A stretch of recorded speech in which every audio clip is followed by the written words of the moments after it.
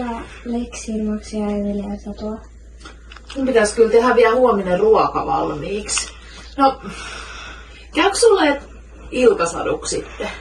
Mä oon just menossa nukkuun. Onko se pessyt jo hampaat? Joo. No, sopiiko, että mä pyyhin tämän pöydän ensin? Mene vaikka meidän sänkyyn odottaa, niin mä tuun kohta siihen. Joo. No niin, muistaaksä mihin me eilen jäätiin? Ne Leksi ja Max ja Emilia oli junassa. Ja sitten yhtäkkiä sille Leksille tuli tosi heikko olo. Tai siis peikko. Niin siis peikko-olo, se olikin tosi hyvä. Joo, no mut sä ehdotit, että ne söis.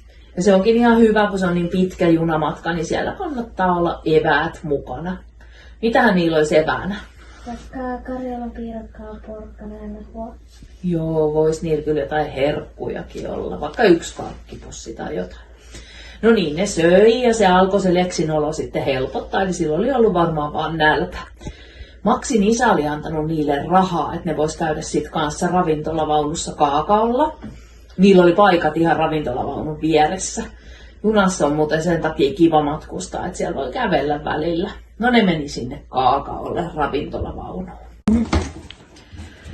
Max ja Leksi otti isot mukilliset kaakaota, mutta Emilia halusi kahvia.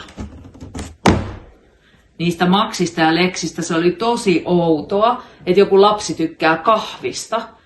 Mutta Emilia nyt oli vaan tottunut juomaan kahvia mummunsa kanssa. Mä en ymmärrä, miksi joku voisi tykkää pahvista. Tää? Miten niin joku tykkää pahvista? Kun sä sanoit, että Emilia tykkää pahvista, ja miksi joku mummo laittaisi juomaan pahvia? Mä sanoin, että se tykkää kahvista.